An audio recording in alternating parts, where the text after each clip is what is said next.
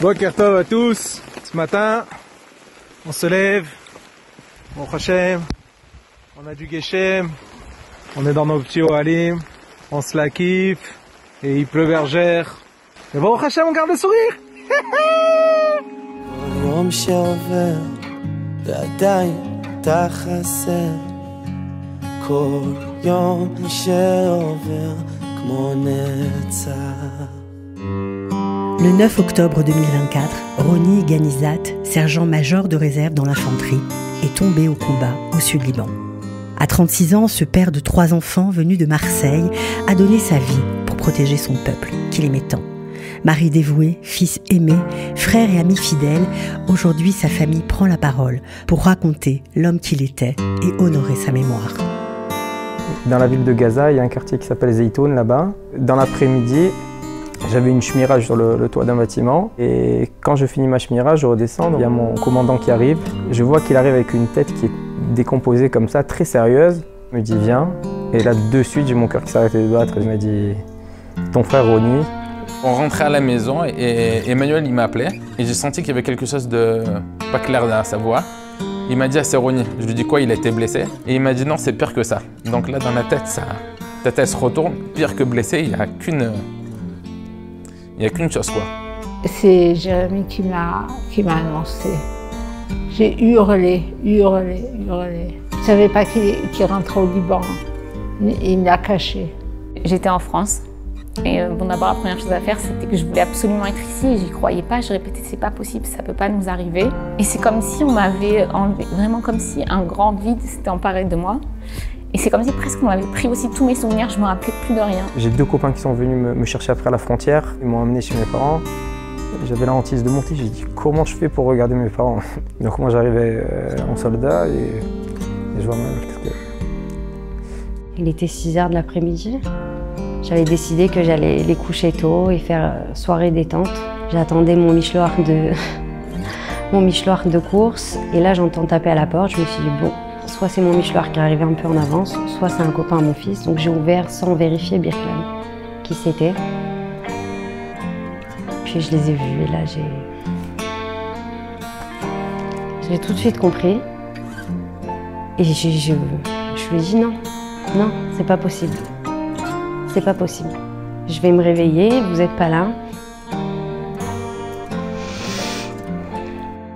הבוקר הותר לפרסום שרב סמל מתקדם במילואים רוני גניזת בן 36 מגבעת שמואל נפל בתמרון הקרקעי בלבנון. יהי זכרו ברוך.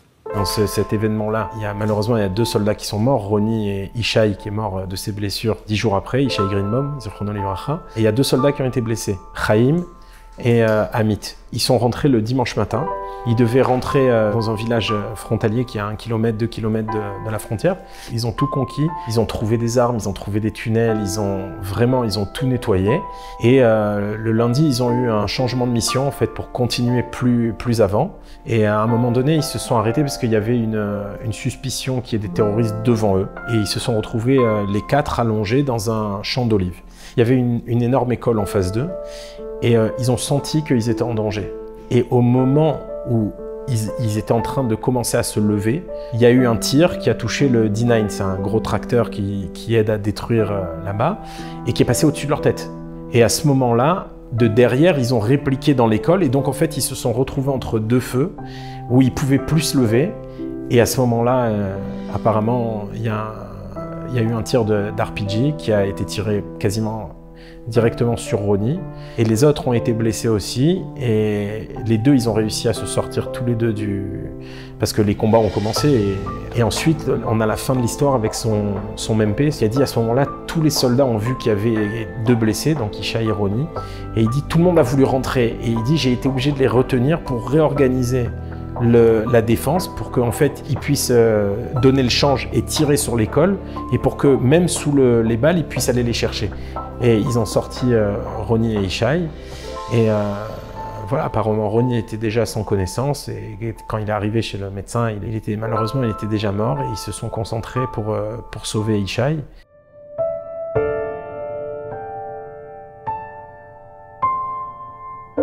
Ils ont passé nous prendre pour aller à Herzl. Jusqu'à l'autoroute, c'était rempli de monde. Je n'en revenais pas. Puis après, quand il y a eu les baillards aussi, moi, je m'attendais une vingtaine, une trentaine de personnes et il y avait une foule incroyable. Mais ça, son mère était à lui parce que j'ai un peu découvert à travers les témoignages la personnalité de mon fils aussi, étonnant que ça puisse paraître.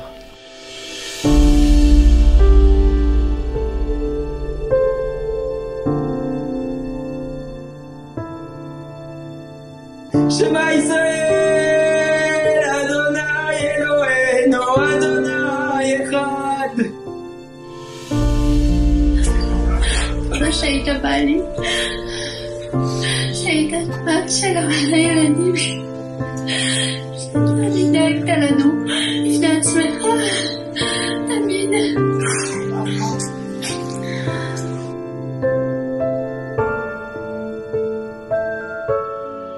Au moment de guerre, on ne discute pas, on y va. Et il savait que c'est ce qu'il devait faire. Je savais que c'est ça qu'il fallait qu'il fasse aussi. Et c'est le moment de guerre, on ne se pose pas de questions, tout le monde doit y aller. Au bout d'un moment, on essaye de le convaincre, de rentrer, ça y est, t'as fait ta part. Il me disait, la guerre, elle n'est pas finie. Il y a encore des gens qui doivent rentrer chez eux. On fait partie du peuple juif, on est monté pour ça, on est monté pour protéger notre pays quand il y en a besoin. Et là, il y en a besoin. C'est un moment très très dur parce que ça veut dire tout le temps, ça nous passe dans la tête, que ça veut dire que ça soit pour moi ou pour lui, ça veut dire on sait qu'il y a un danger. Il en avait parlé avec ma fille. Il y avait dit que si jamais il rentrait dans le Liban, il n'était pas sûr de revenir. On lui a parlé un jour avant qu'il rentre dans le Liban. On a fait un WhatsApp vidéo avec Emmanuel qui était à Gaza et Ronnie. Donc il me met sur la ligne. Moi j'étais déjà dans Gaza. Donc je dis à Ronnie, je lui dis ne t'inquiète pas. Je lui dis tu vas là-bas, il faut que tu sois surtout de ta tête. Ne t'inquiète pas, tu pars là-bas, tu pars dans une mitzvah, tu pars pour le Ham Israël. Il va rien t'arriver. On a vu quelqu'un de calme, de posé, qui avait des rachachot, qui avait peur. Et c'est normal puisqu'il faut être fou pour pas avoir peur. Mais qui savait où il allait. Tu te souviens de ta dernière conversation avec lui? Il m'a regardé avec ses yeux, brillants comme ça, un peu humides. Il m'a dit « ça va aller, tout va bien aller ». C'était un regard de... Je me rends compte qu'en vrai, il parlait de maintenant et pas de... pendant qu'il sera au Liban. Je sais pas s'il savait, ça n'est jamais le savait. J'ai eu plein de simanim après, de trucs qui me sont revenus et j'ai dit... Il m'a acheté une fleur en Lego. Tout le monde a bien rigolé ce jour-là. On était au magasin de Lego pour l'anniversaire de mon fils. Bon, lui, en tant que grand enfant, il était tout mitlev dans le magasin, etc. Et puis au bout d'un moment, il me regarde, il me dit « Tiens, tu veux pas l'orchidée en Lego ?» Chez Yelar, les tamides, pour toujours. Alors moi, j'ai eu un petit coup de... Je veux pas une fleur pour toujours. Tu m'achèteras des fleurs toutes les semaines, quoi. Et maintenant, j'ai une orchidée pour toujours.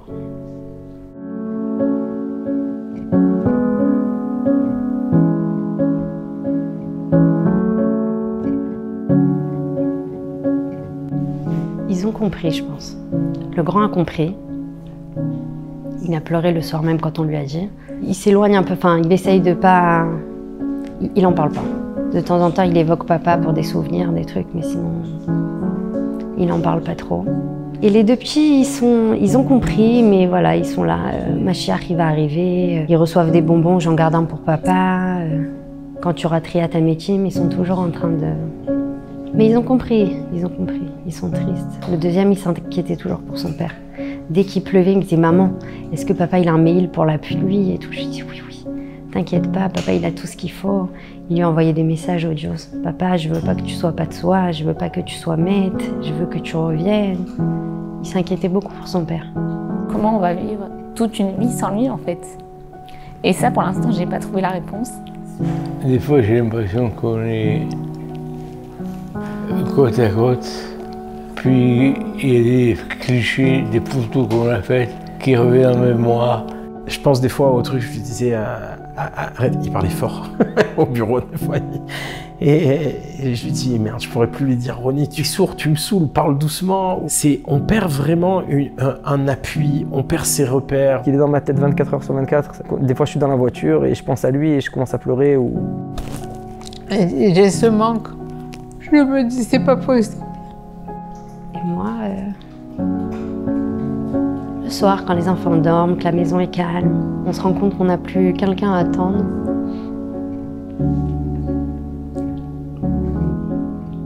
Et même, il était très joyeux, il était tout le temps... Ça fait un vide, ça fait un vide.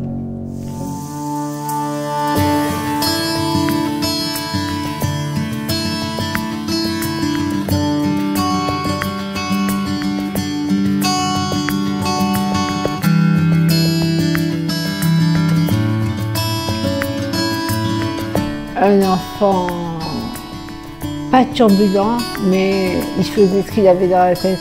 Comme s'il voulait quelque chose, il le faisait. Il était très câlin. Et même après, quand on a commencé, quand on était là, il était très protecteur. Avec Ronnie, c'était un rapport chien et chat. C'est-à-dire qu'on aimait bien se disputer l'un l'autre toute la journée, mais on s'entendait très bien, avec beaucoup d'affection. J'avais 7 ans d'écart avec Ronnie. J'ai grandi vraiment avec lui à la maison, puisque tout le monde est parti à 18 ans en Israël. C'est rigolo parce qu'on avait une relation, il faisait tout le temps attention à moi. Il était toujours avec le sourire, il était toujours à raconter des blagues, il était toujours à l'écoute et à l'accueil des copains. Souriant, qui se préoccupait toujours des autres. Sa bienveillance, sa joie de vivre. Même ses blagues me reviennent. Ça m'arrive des fois de dire à ma belle-sœur, j'entends Ronnie, il est là en train de me faire cette blague et cette remarque et on en rigole. En vrai, sa joie, elle est restée... elle est là. Comme quelqu'un qui était très joyeux, qui était très simple, mais qui se battait pour ses idées. Il était entier avec lui-même. Il donnait de l'importance à tout le monde. Et il y a un copain qui a dit, quand on était dans l'entourage de Ronnie, on savait qu'on ne serait jamais seul. S'il voyait quelqu'un à l'écart, c'est lui qui allait aller le voir, c'est lui qui allait l'intégrer, c'est lui qui allait rentrer dans la bande de copains. Être dans l'entourage de Ronnie, c'était ça, c'était se sentir aimé en fait. Il montrait toujours qu'on était important en fait. Avant de se préoccuper de soi-même, il vérifiait que les autres se sentaient bien. Quelqu'un de vivant. Il est toujours en train de... Il aimait faire la fête, il aimait chanter, il aimait danser.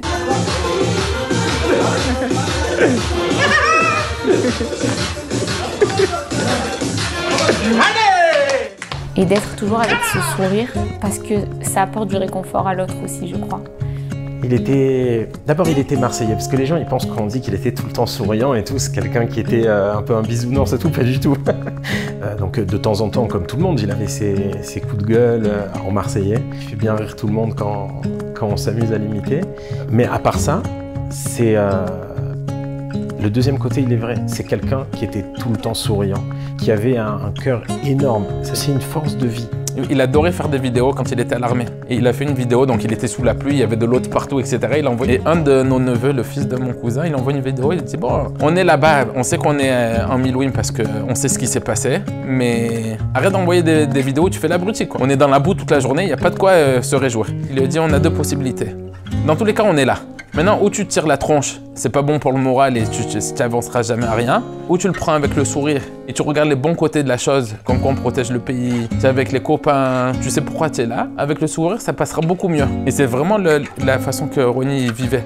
Il y a un de ses copains là-bas de Sakita qui m'a raconté que, tu sais, quand on est à l'armée comme ça, il faut comprendre qu'il y a la fatigue qui s'accumule. Il m'a raconté qu'un jour, il se sentait pas bien, donc ce copain-là.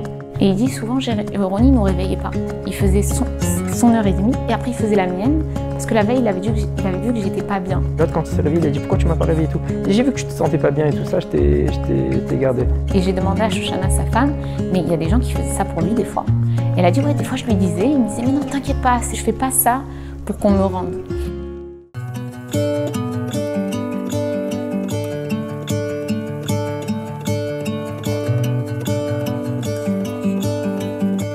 Il était très attentionné. Je portais jamais un sac de courses.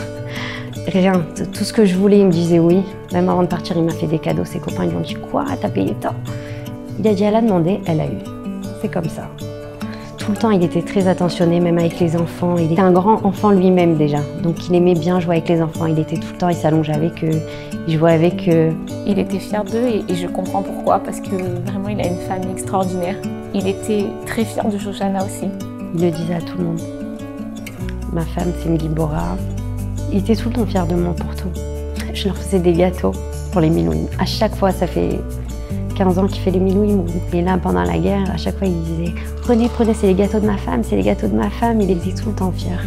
C'était très important pour Roni de passer du temps avec les enfants.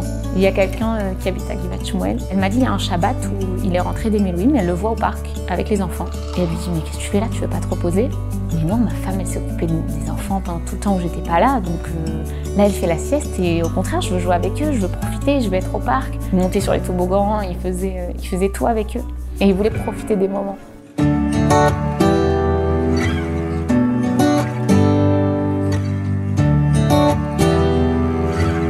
Son histoire, elle doit être racontée. La Messirut Nefesh, son parcours, ça doit être une source d'inspiration. Pour que les gens le connaissent, déjà on a fait des autocollants, on les met partout, au Hachem, les gens ils nous demandent. Et on raconte des histoires. On a sorti aussi une sidra de bouteille de whisky avec mes frères, parce qu'il aimait bien, donc en sa mémoire on sort une bouteille. C'est important de commémorer sa mémoire et toutes les valeurs pour lesquelles il se battait. J'aimerais moi réussir à diffuser cette lumière en fait qui émanait de Roni. Quand on dit diffuser sa lumière, ses messages, son sourire et en même temps aussi son sérieux, sans son sérieux. Je ne sais pas comment expliquer, il avait une capacité Roni à être sérieux, à faire les choses, à faire son travail, à savoir ce qu'il faut faire, mais que ça soit toujours dans la bonne humeur.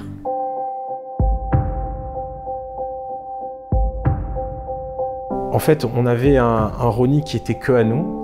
Le fait d'être que dans Roni, sa force, elle était trop étriquée et qu'elle avait besoin de sortir. Pour moi, mon frère, c'est pas un gibor parce qu'il est tombé au combat. Mon frère, c'est un gibor par rapport à comment il a vécu et comment il est parti en Milouim malgré tout ce que ça lui a demandé, etc. Ça, la gvoura du Ham Israël.